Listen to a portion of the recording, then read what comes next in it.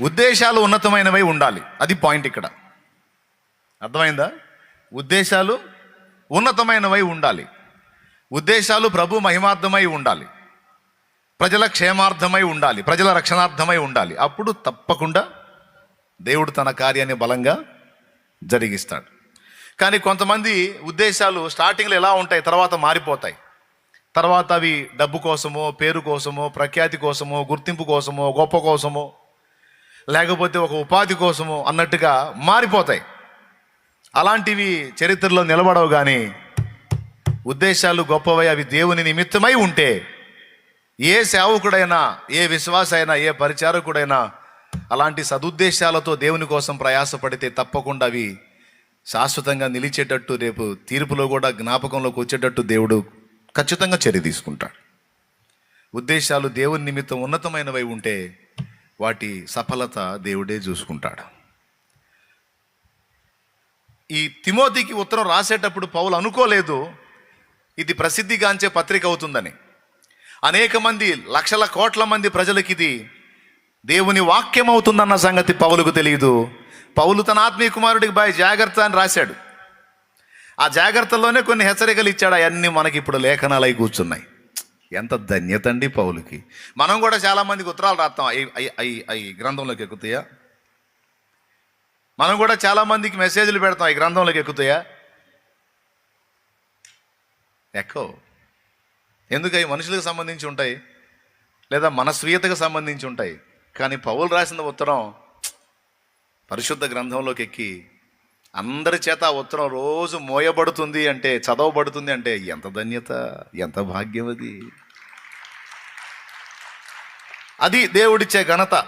అలా ఉంటుంది. సరే, ఇప్పుడు అది చెప్పడానికి కాదు. పౌలు ఈ పత్రిక రాసేటప్పుడు పరిశుద్ధాత్మ జోక్యం చేసుకున్నాడు. జోక్యం చేసుకొని చాలా కీలకమైన విషయాలను అందులో రాయించాడు. అందులో ఈ 2వ అధ్యాయం కూడా చాలా కీలకమైంది. మనము సంపూర్ణ భక్తియు మాన్యతయు కలిగి, చూడండి, మనం సంపూర్ణ భక్తియు మాన్యతయు కలిగి నెమ్మదిగాను సుఖముగాను బ్రతకాలంటే బ్రతుకు నిమిత్తము అన్నాడు. అంటే బ్రతకాలంటే ఎలా బ్రతకాలి?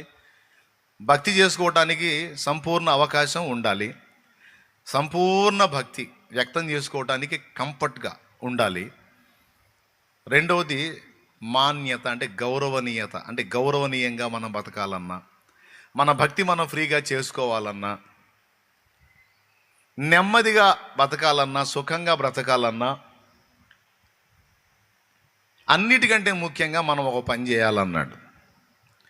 అన్నిటికంటే ముఖ్యంగా మనం రాజుల కొరకును, ఫస్ట్ రాజులు అనలేదు కానీ మనుషులందరి కొరకును అన్నాడు. ముందు మనుషులందరి కొరకును, తర్వాత రాజుల కొరకును, తర్వాత అధికారులందరి కొరకును విజ్ఞాపనములను, ప్రార్థనలను, యాచనలను, కృతజ్ఞతాస్తుతులను చేయవలెనని హెచ్చరించుచున్నాను.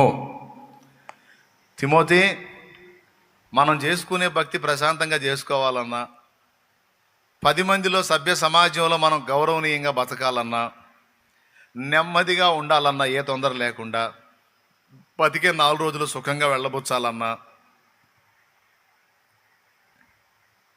అదంతా దేవుడి చేతిలో ఉందబ్బాయి. ఇప్పుడు మనల్ని ఇబ్బంది పెట్టేది మనుషులు, మన భక్తిని మనం చేసుకోకుండా ఆటంకపరిచేది మనుషులు, మనం నెమ్మదిగా ఉండకుండా మనల్ని ఇబ్బందులు పాలు చేసేది మనుషులు, అధికారులు, రాజులు, వాళ్ళు చేసే చట్టాలు రకరకాలుగా మనల్ని ఇబ్బందులకు గురి చేసే అవకాశాలు ఉంటాయి. కాబట్టి మన నెమ్మది, సుఖం, సంపూర్ణ భక్తి, మాన్యత ఇవన్నీ కూడా మనుషుల చేతుల్లో ఉన్నాయి. మనుషులందరేమో దేవుడి చేతిలో ఉన్నారు. బాగా అర్థం చేసుకోవడానికి ట్రై చేయండి. మనం కోరుకునే 4 మనుషుల చేతుల్లో ఉన్నాయి, మనుషులేమో దేవుడి చేతిలో ఉన్నారు. కాబట్టి ఇప్పుడు మనం చేయాల్సింది ఏంటంటే, ఈ మనుషులందరి కొరకు మన విజ్ఞాపన చేయాలి, రోజు చేయాలి, ప్రార్థన చేయాలి, యాచన చేయాలి, కృతజ్ఞతలు చెప్పాలి. ఇది ప్రతి క్రైస్తవుడి బాధ్యత. వీటితో పాటు రాజుల కొరకు చేయాలి, అధికారుల కొరకు కూడా చేయాలి. దేవునికి స్తోత్రం. గట్టిగా చెప్పండి. దేవుడు తన ప్రణాళిక చొప్పున అధికారులను నియమిస్తాడు. దేవుడు ఎవరిని నియమిస్తే వారి కోసం మనం ప్రార్థన చేయాలి. ఎందుకంటే అధికారం ఎవరి చేతుల్లో ఉంటుందో వాళ్ళు చట్టాలు చేస్తారు, శాసిస్తారు. ఇబ్బంది పెట్టినా బాగా చూసినా వాళ్ళ చేతుల్లో అధికారం దేవుడు ఇచ్చాడు కనుక వాళ్ళ కోసం ప్రార్థన చేసినప్పుడు మనం నెమ్మదిగా ఉండేటువంటి అవకాశం ఉందన్నాడు. ఎందుకంటే వాళ్ళు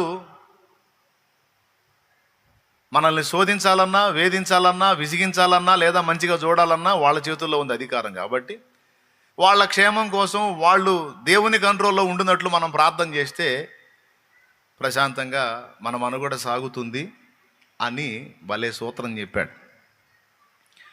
నేను మొట్టమొదటి నుంచి చెబుతానే ఉన్నాను, మేము ఏ పార్టీకి చెందిన వాళ్ళం కాదు. దేవుడు ఎవరిని నియమిస్తే వాళ్ళ కోసం ప్రార్థన చేస్తాం. సింపుల్గా ఒక మాటలో చెప్పాలంటే వంకాయ మంత్రి ఐడియా ఉందా మీకు? ఒక జోక్ చెప్పావు సార్. నేను వంకాయ మంత్రి అని ఒక జోక్ చెప్పాను చానాల క్రితం. రోజు రాజుగారు వంకాయ కూర తిన్నాడంట. వంకాయ కూర తిన్నాడు, అద్భుతంగా ఉంది టేస్ట్. మంత్రితో అన్నాడట, మంత్రి వంకాయ కూర తిన్నానయ్యా ఈరోజు. బాబా ఏముందయ్యా, అసలు ఎన్ని కూరలు తిన్నాను, అంత రుచి రాలేదయ్యా, వంకాయ కూర అంత టేస్ట్ రాలేదు అన్నాడు. అప్పుడు మంత్రి అన్నాడు, నిజంగా మహారాజా, అసలు వంకాయ కూరగాయలన్నింటిలోకి రాజు మహారాజా, కూరగాయలన్నింటిలోకి మహారాజు వంకాయ. అసలు దాని ఆకారం కూడా చూడండి మహారాజా, భలే ఉంటుంది అని దానికి పొగిడాడట. మరుసటి రోజు మధ్యాహ్నానికి రాజుగారికి ఒళ్ళు జిల వచ్చింది. జిల వచ్చి రాజుగారు, ఏమయ్యా మంత్రి, ఏం వంకాయ కూర ఏం పాట తిన్నకాడ నుంచి ఒళ్ళంతా దురద పెడుతుందయా, ఒళ్ళంతా జిలగా ఉంది అంటే, అవునా మహారాజా, వంకాయ అంత దరిద్రపుది ఇంకోటి లేదు మహారాజా. అసలు దాని రంగేంది మహారాజా, దాని పర్టికులర్ కలర్ అంటూ ఏది ఉండి సావదు. సగం ఒక కలరు, సగం ఒక కలరు. ఏ కూరగాయనా చూడండి ఒకే కలర్ ఉంటుంది. ఇది మాత్రం 2 రకాల కలర్లు. దాని ఆకారం చూడండి వంకర టెంకర వంకాయ, దాని బతుకు చెండాలం మహారాజా. రాజు బిత్తరపోయి, ఏమయ్యా మంత్రి, నువ్వే 2 మాటలు మాట్లాడుతున్నావు. నిన్న కూర బాగుందయ్యా అంటేనేమో వంకాయ కూరగాయలన్నింటిలోకి మహారాజా, మా అందరికీ మీరెంతో కూరగాయలన్నిటికీ వంకాయ అంత గొప్పది అని పొగిడితివి. ఇప్పుడు కొంచెం ఒళ్ళు జలొచ్చిందయ్యా కూర తిన్నందువల్ల అంటేనేమో తిడతంటివి. నిన్నొక మాట మాట్లాడితివి, ఏలొక మాట మాట్లాడితివి, ఏమయ్యా అంటే, అప్పుడు మంత్రి అన్నాడంట, మరి అంతే కదా మహారాజా, నేను మీకు మంత్రిని కానీ వంకాయ కాదుగా అన్నాడంట. దేవునికి స్తోత్రం. నేను మీకు మంత్రిని కానీ వంకాయ కాదుగా. వంకాయ అంతా నాకు వంకాయ గొప్పది కాదు, లేదా వంకాయ తక్కువది కాదు, మీరు ఏదంటే అది. అట్లాగే మనకు పైన ఒక రాజు ఉన్నాడు, ఆయన పేరు రాజాది రాజు, ప్రభువులో ప్రభువు, దేవాది దేవుడు, సర్వలోక చక్రవర్తి, కృపాసత్య సంపూర్ణుడు అయిన యేసుక్రీస్తు ప్రభువు. ఆయన మన రాజు. ఎవరు మన రాజు? ఆయన మన రాజు. మనకు ఆయన ముఖ్యం. ఎవరు ముఖ్యం? ఆయనే ముఖ్యం.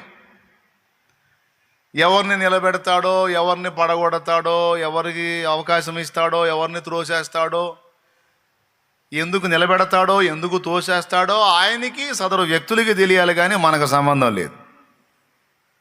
కాబట్టి దేవుడు ఎవరిని నియమిస్తే వాళ్ళ కోసం ప్రార్థన చేయటం, విజ్ఞాపన చేయటం, యాచన చేయటం, కృతజ్ఞతలు చెప్పటం మన బాధ్యత. ఇది ఎంతమందికి అర్థమైంది? దేవునికి స్తోత్రం కలుగును గాక. హల్లెలూయా. నేను ఫస్ట్ నుంచి ఇదే టైపులో ఉన్నా. దేనికి అంటుకట్టబడి లేను. నేనేదో ఒకదానికి చెందినోడిని అనిపించుకోవడానికి ఇష్టపడలేదు. ఎందుకంటే నేను యేసుకు చెందినోడిని. ఎవరు వచ్చినా అవకాశం ఇచ్చామేడ, ఎవరు వచ్చి ఆఖరికి ఏనుగు గుర్తోళ్ళు వచ్చినా అవకాశం ఇచ్చామేడ. దేవునికి స్తోత్రం. రాండి, మీ ప్రతాపాలు మీరు చూపించుకోండి, దేవుడు ఎవరిని నిలబెడితే వాళ్ళని. కాబట్టి కొంతమంది దుర్మార్గపు మనుషులు ఉన్నారు, కొంతమంది దుర్మార్గపు మనుషులు ఏదో మన మీద అన్ని లేనిపోని చెప్పి ఏదో చేయాలి, ఏదో చూడాలని. ఎవడేం చేయగలడు? ఎవరేం చేయగలరు? పిలిచిన వాడెవరు? జీవం గల దేవుడు. ఏర్పరిచిన వాడెవరు? జీవం గల దేవుడు. అవునా? దీనులను గద్దె ఎక్కిస్తాడు, అహంకారం చూపితే గద్దె అంతా ఆయన చేతుల్లో ఉంది. ఎవరైనా ఆయన ఏ రాజు? రాజులకు రారాజు, మమ్మేలే మారాజు, భూపతులకు అధిపతివి నీవేనయ్యా. రాజులకు రారాజు, మమ్మేలే మారాజు, భూపతులకు అధిపతివి నీవేనయ్యా. నీకు సాధ్యము కానిది లేదు, నిన్ను మిల్చిన పెళ్ళిది లేదు. నీకు సాధ్యము కానిది లేదు, నిన్ను మిల్చిన పెళ్ళిది లేదు. విన్నపాలు ఆలకించుమా, నా విజ్ఞాపనకు చెవినీయుమా. మనం ప్రార్థన చేయకపోతే దేవుడు నియమించిన వాళ్ళ కోసం మన విజ్ఞాపన, ప్రార్థన, యాచన, కృతజ్ఞతలు చెల్లించకపోతే మనం మంచోడు అన్నోడు కూడా సైకోగా మారే అవకాశం ఉంది. మనం ప్రార్థన, విజ్ఞాపన, యాచన, కృతజ్ఞతలు చెల్లించామనుకో, మనం ఇటు చెడిపోయినోడు అనుకున్నాడు కూడా మనకు ఉపకారిగా మారే అవకాశం ఉంది. మార్చేవాడు దేవుడు. కాబట్టి మనం ప్రార్థన, విజ్ఞాపన, యాచన, కృతజ్ఞతాస్తుతులు చెల్లించకపోతే దాని పర్యవసానం, దాని మూలాలు తప్పక మనం అనుభవించవలసి ఉంటుంది. అందుకని స్పష్టంగా చెప్పాడు, అన్నిటికంటే ముఖ్యంగా అని దానికి ఒక టైటిల్ ఇచ్చాడు. చాలా ముఖ్యమైన విషయాలు ఉన్నాయి, కానీ అన్నిటికంటే ముఖ్యంగా మనుషులందరి కొరకును, రాజుల కొరకును, అధికారుల కొరకును మనం ఈ ప్రార్థనలు ఏ రోజుకు ఆ రోజు చేయాల్సిందే. లేకపోతే ఏం జరిగిద్ది? నీ భక్తి నువ్వు సంపూర్ణంగా చేసుకోలేవు. స్తోత్రం. గౌరవనీయంగా సమాజంలో నువ్వు బతకలేవు, నెమ్మదిగా ఉండలేవు, సుఖంగా జీవించలేవు. ఎందుకంటే మనం అడవిలో బతకట్ల, సభ్య సమాజంలో బతుకుతున్నాం. ఎవరు మనుషులు లేని అడవిలో బతకట్ల, మనం మనుషుల మధ్యలో బతుకుతున్నాం. కాబట్టి వాళ్ళు లైన్లో ఉంటే మనం లైన్లో ఉంటాం, వాళ్ళు తేడా పడితే మనం తేడా పడతాం. దెయ్యాలు మనుషులకు పట్టినాయి అనుకో, వాళ్ళు మనల్ని శోధిస్తారన్నమాట. నేనేం చెప్పాను మళ్ళీ చెప్పండి మీరు? దెయ్యాలు మనుషులకు పట్టినాయి అనుకో, మనుషులు ఎవరిని శోధిస్తారు? వాళ్ళ పక్కన ఉండేది మనమేగా, మనల్ని శోధిస్తారు. కాబట్టి ఎవడు మనల్ని శోధించకుండానట్లు మనము ప్రతిదినము అన్నిటికంటే ముఖ్యంగా, నీకు చాలా ముఖ్యమైనవి ఉండొచ్చు, కానీ వాటి అన్నిటికంటే ముఖ్యంగా సంపూర్ణ భక్తియు మాన్యతయు కలిగి నెమ్మదిగా సుఖంగా మనం బతుకున్నట్లు అన్నిటికంటే ముఖ్యంగా మనుషుల కోసం, రాజుల కోసం, అధికారుల కోసం ఏం చేయాలి? ఏదో ఒకటి చేయాలా? ప్రార్థనలేనా? ఇంకేమైనా ఉన్నాయా? విజ్ఞాపనలు, ప్రార్థనలు, యాచనలు, కృతజ్ఞతాస్తుతులు అన్నాడు. 4 సంగతులు చెప్పాడు అక్కడ. ఓకేనా? ఇంతకీ ఈ ప్రార్థన, యాచన, విజ్ఞాపన, కృతజ్ఞతాస్తుతులు ఏంటివి? ఇవి ఫస్ట్ విజ్ఞాపనములు చేయండి అన్నాడు మనుషుల కోసం. విజ్ఞాపన అనేది ఇతరుల కోసం మనం చేసేది రిక్వెస్ట్ అన్నమాట. ఈమెకి సాయం చేయి, ఈయనకి సాయం చేయని, అలా ఇతరుల కోసం చేసేదాన్ని విజ్ఞాపన అంటారు. ఆ విజ్ఞాపన అన్న దగ్గర చిన్న లెటర్స్ ఇంట్రెస్ట్ ఉంటే రాసుకో. విజ్ఞాపన అన్న దగ్గర ఇతరుల కొరకు చేసేది. ఓకేనా? ఇప్పుడు యేసు ప్రభు, ఇప్పుడు నేను చెప్పింది నిజమంటానికి మీకు ఆధారం చూపిస్తా. యేసు ప్రభు తండ్రి కుడిపార్శ్వమందు నిలిచి ఏం చేస్తున్నాడని ఉంది? ఏం చేస్తున్నాడని ఉంది? ప్రార్థన చేస్తున్నాడని ఉందా? విజ్ఞాపన చేస్తున్నాడని ఉందా? విజ్ఞాపన తన కోసం చేసుకుంటున్నాడా, మన కోసం చేస్తున్నాడా?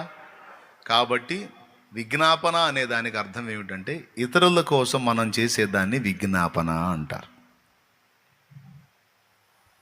బైబిల్ ఉందా? బైబిల్ ఉందా? మరి చూడు.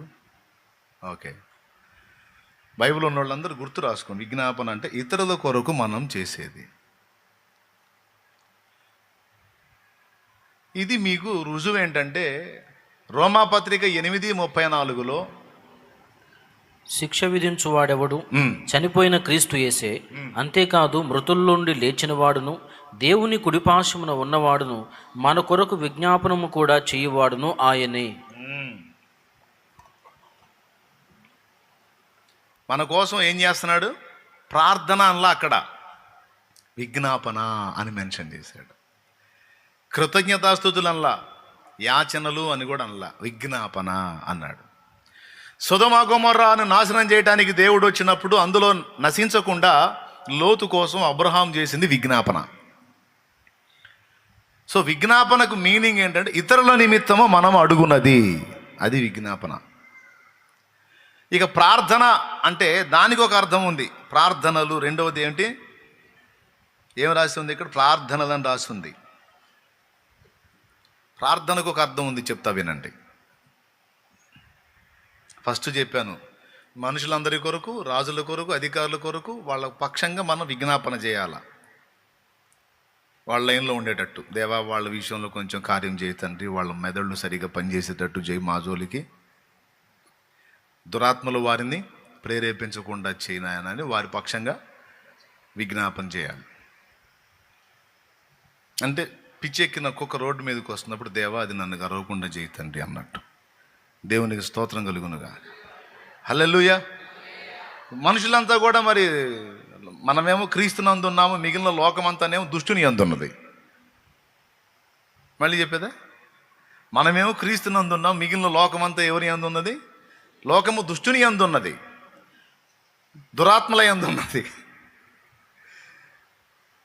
మనుషుల్ని దయ్యాలు శోధిస్తాయి.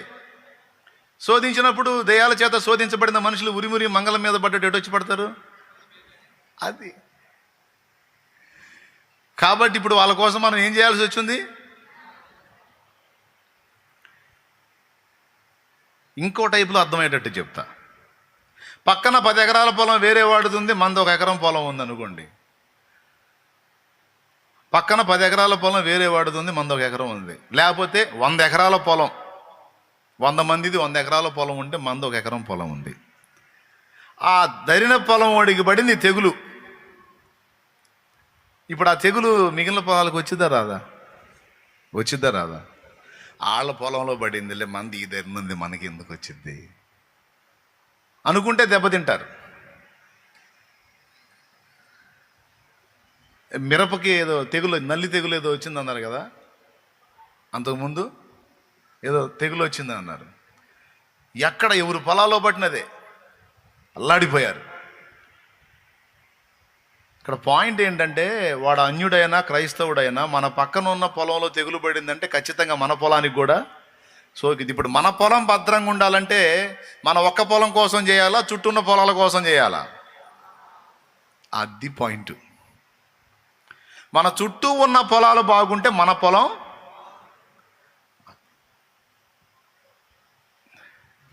మన చుట్టూ ఉన్న పొలాల్లో ఎవడన్నా తెగులు తగిలించుకున్నాడు అనుకో, అది చిన్నగా తీసుకొచ్చి ఎవరు కంటిస్తాడు? ఇప్పుడు కూడా అర్థం కాలేదా నీకు?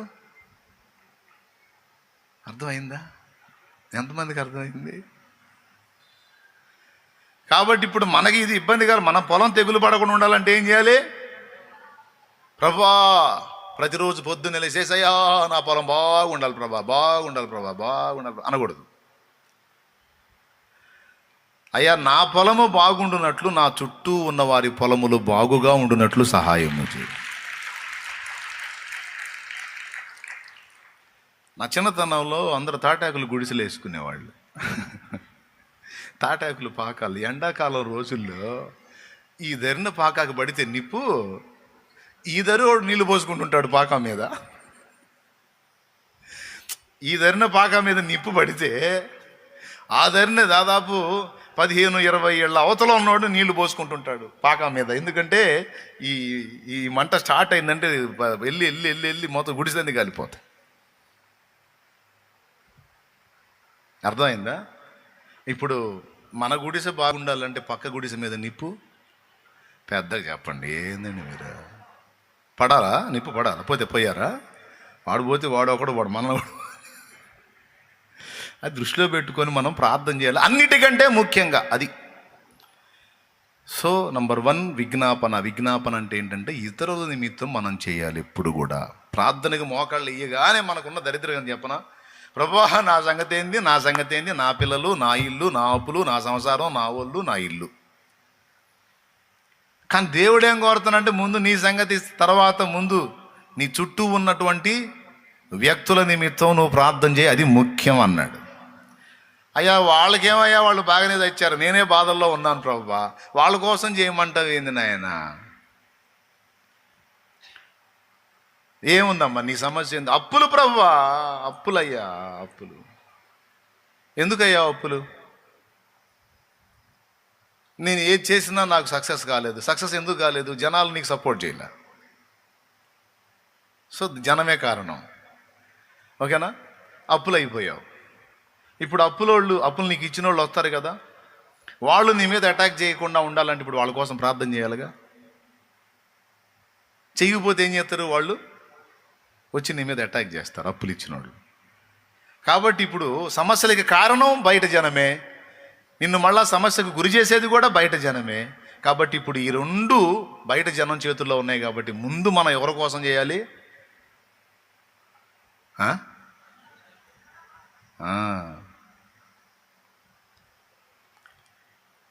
ముసలమ్మ ఇంట్లో వండుకుందంట. చిన్నప్పుడు నాకు ఎన్ని కథలు మా నాన్న చెప్పేవాడు, చాలా కథలు. నా లక్క అదే, దేవునికి స్తోత్రం. వెనకటి రోజుల్లో దొంగోళ్ళు గడ్డపారలు తీసుకొచ్చి కన్నాలు వేసేవాడు ఇళ్ళకి. ముసలమ్మ ఒక్కతే ఇంట్లో వండుకుంది. ఇంటి వెనకేమో 3 దొంగోడు కన్నం వేస్తున్నాడు. ఆ కన్నంలో గుండా లోపలికి వస్తాడు. ఈ ముసలమ్మ సొమ్మంతా దోచుకొని పోతాడు. ఏందని అడిగితే ఏమైనా చేస్తాడు. వాడు కష్టపడి కన్నం దొబ్బుతున్నాడు. ఏమో వినపడింది, శబ్దం వినపడింది. ఒక్కతే ఉంది, ఎవరు లేరు సపోర్ట్. ఏం చేయాలా? గుండెలు దడ పెరిగిపోతుంది. ఎందుకంటే సగం పడ దొవ్వాడు వాడు. తవ్వి 3 భాగాలు దొవ్వేశాడు. ఇంకేం లేదు, ఒక్క భాగమే ఉంది. ఆ ఒక్క భాగం దొవ్వాడంటే వచ్చేయచ్చు లోపల కూడా. వెనకటి రోజుల్లో దొంగలు కన్నం వేసి దొంగిలేవాళ్ళని యేసయ్య చెప్పాడు బైబిల్లో. దొంగలు కన్నము వేసి దొంగిలిదరు అని. అట్లా 3 భాగాల కన్నం దొవ్వి ఇంకొక భాగం ఉంది. ఇక ఎంటర్ అవ్వబోతున్నాడు. ఆ కొంచెం కూడా దవ్వుకొని ముసలమ్మ ఒక ఆలోచన చేసింది. అప్పటికి 3:30-4 అయింది. బాగా నిద్రజాం అనుకోండి. అప్పుడే నిద్ర లేచినట్టుగా మంచం మీద నుంచి లేచి కూర్చుంది. కూర్చొని అందట పెద్దగా, హా దేవుడా, ఇరుగు చల్లనా పొరుగు చల్లనా, ఇంటి వెనక కన్నం వేసే దొంగోడు చల్లగా ఉండాలి నాయన అందంట. వాడి గడ్డపార ఆపేశాడు. ఒరే ముసలమ్మ, నా చల్లదనాన్ని కూడా కోరిందే, నేను కూడా బాగుండాలని కోరుకుందే. ఇంత మంచిదాన్ని ఇల్లు దోచుకొని నేనేం బాగుపడతాను అని వెళ్ళిపోయాడంట. ఏం కోరింది? తన గురించి కోరలా. పెద్దోళ్ళ కథలు ఎలా ఉంటాయో చూడండి, జ్ఞానంతో కూడిన కథలు. దేవుడా, ఈ దొంగోడు, మాయదారి దొంగోడు నా ఇంటికి వచ్చి పడ్డాడు, దేవుడా నన్ను కాపాడు దేవుడు అల్లా. హా దేవుడా, ఇరుగు చల్లనా పొరుగు చల్లనా, ఇంటి అన్న కన్నం వేసే దొంగోడు చల్లనా. ఇక అంతే, గడ్డపార వాడు ఆపేశాడు, పని ఆపేసి వెళ్ళిపోయాడు. తర్వాత పోయి చూస్తే 3 భాగాలు దొంగున్నాడు. తను పలికినటువంటి ఒక ఆశీర్వచనం, ఒక శుభవచనం దొంగవాడి మనసును కూడా కరిగించింది. కఠినాత్ముడైన వాని హృదయం కూడా కరిగించింది. అట్లాగా అయ్యా, పరోపకారార్థం ఇదం శరీరమని, పరుల మేలు కోరేవాడిని దేవుడు దీవిస్తాడు, పరుల ఆశీర్వాదాన్ని కోరేవాడిని ఎప్పటికైనా దేవుడు దీవిస్తాడు. స్వల్పంగా కొన్ని కష్టాలు ఉండొచ్చు, కొన్ని నష్టాలు ఉండొచ్చు, కొన్ని ఇబ్బందులు ఉండొచ్చు, కొన్ని ఎదురు దెబ్బలు తగలొచ్చు, కానీ ఒకటి మాత్రం నిజం, పరోపకారార్థం ఇదం శరీరం అని, ఇతరుల ప్రయోజనార్థమై నేను బ్రతకాలి, ఇతరులకు మేలు చేయాలి అనుకునే వారికి తప్పకుండా దేవుడు కృపనిస్తాడు. అదే కోరమన్నాడు అసలు దేవుడు. కాబట్టి ఇప్పుడు మనం విజ్ఞాపన అనే దానిలో మొట్టమొదట గుర్తుపెట్టుకోవాల్సింది ఏంటి? ఇతరుల కొరకు దేవునిని అడుగుట. రాసుకున్నారా? చదువు లేని వాళ్ళు ఏం రాసుకుంటారులే పాపం. మైండ్లో పెట్టుకోండి అమ్మ, హృదయంలో పెట్టుకోండి. ప్రతిరోజు నిద్ర లేవగానే ముందు, ప్రభా నన్ను దీవించయ్యా అని అడుక్కోవాకు. ప్రభా నా సమాజము దర్శించు, నా సమాజ ప్రజల్ని క్షేమంగా కాపాడు. నువ్వు ఆఫీస్లో వర్క్ చేసే వ్యక్తివైతే, జాబ్ చేసే వ్యక్తి, నా కొలీగ్స్ని దీవించు ప్రభా. నువ్వు కర్మాగారంలో పనిచేసే కార్మికుడు అయితే నాతోటి సహకార్మికులను దీవించు ప్రభువా. నువ్వు ఒక రైతు అయితే నాతోటి పొలాలు కలిగినటువంటి వ్యక్తులను దీవించు, వారి పొలములను దీవించు. వారు క్షేమంగా ఉంటే నేను క్షేమంగా ఉంటాను అయ్యా అని ఇతరుల కొరకు విజ్ఞాపన చేయటం అనేది మంచిది. కరోనా అనేది ఎక్కడో స్టార్ట్ అయింది, మొత్తానికి వ్యాపించింది, చాలామందిని గాజేసింది. ఇప్పుడు ఎక్కడ స్టార్ట్ అయింది? అది చైనాలో స్టార్ట్ అయింది. ఎంత దూరం ప్రయాణం చేసిందో చూడండి. వచ్చి భారతదేశం మొత్తాన్ని జుట్టేసింది, చాలామందిని ఎత్తేసింది. అందుకే చెప్తున్నాను, అక్కడెక్కడో ఉందిలే, మనకెందుకు అనుకోకూడదు. ఎక్కడో ఉన్నది మనకు వచ్చి తగిలే అవకాశం ఉంది కనుక సభ్య సమాజం కోసం ప్రతిరోజు మనం విజ్ఞాపన, అన్నిటికంటే ముఖ్యంగా విజ్ఞాపన చేయాలి అన్నాడు దేవుడు, రాయించాడు. పరిశుద్ధాత్మ దేవుడు రాయించిన మాటలే. పౌలు మాటలు కాదు, తిమోతి మాటలు కాదు, నా మాటలు కాదు, పరిశుద్ధాత్మ దేవుడే రాయించిన మాటలు. ఎంత సీరియస్గా తీసుకోవాలి, వీటిని తీసుకోవాలి ఖచ్చితంగా. రెండవది ఏమన్నాడు? ప్రార్థన అన్నాడు. ప్రార్థన అంటే మీకు తెలిసిన అర్థం చెప్పండి. అసలు ప్రార్థన అంటే ఏంది మీకు తెలిసిన అర్థం చెప్పండి. చాలా సంవత్సరాలుగా మీరు చర్చికి వస్తున్నారుగా, తెగింటారుగా పెట్టి మొకాళ్ళు. చెప్పండి, ప్రార్థన అంటే మీకు ఏం అర్థమైంది చెప్పండి. దేవునితో ఏం మాట్లాడతావు? సో ప్రార్థనకు ఒక అర్థం, దేవునితో మాట్లాడు. మీకు తెలిసి అంతవరకు సంతోషం, ఆ మొక్కన్న చెప్పి పరువు కాపాడారు. దేవునితో మాట్లాడు. ఇంకొక విషయం చెప్తా వినండి. విజ్ఞాపన అంటే ఇతరుల కొరకు మనం దేవుని రిక్వెస్ట్ చేయటం విజ్ఞాపన. ప్రార్థన అంటే అసలు అర్థం దేవుని సంకల్పము భూమి మీద నెరవేరునట్లు కోరుట. అది ఒరిజినల్గా ప్రార్థన అంటే. అర్థమైందా? దేవుని సంకల్పాలు భూమి మీద నెరవేర్చబడుట కొరకు మనం కోరుట, అవి నెరవేర్చబడుట కొరకు మనం దేవుని కోరుట, అది ప్రార్థన. దీని గురించి గతంలో ఒకసారి చెప్పాను నేను.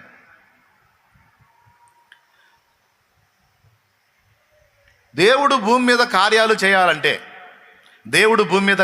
చేయాలంటే భూమి మీద పరిశుద్ధులు ప్రార్థించకుండా దేవుడు ఏం చేయలేడు. బలవంతుడేగా, సర్వాధికారేగా, అయినా సరే భూమి మీద పరిశుద్ధులు ప్రార్థించకపోతే దేవుడు కదలాతి కాదు. దేవుడు కదలాలంటే ఖచ్చితంగా భూమి మీద పరిశుద్ధులు ప్రార్థన చేయాలి. ఏమని తెలుసా? దేవా, అనాది నుంచి నువ్వు ఏది సంకల్పించావో భూమి మీద అది నెరవేరాలి.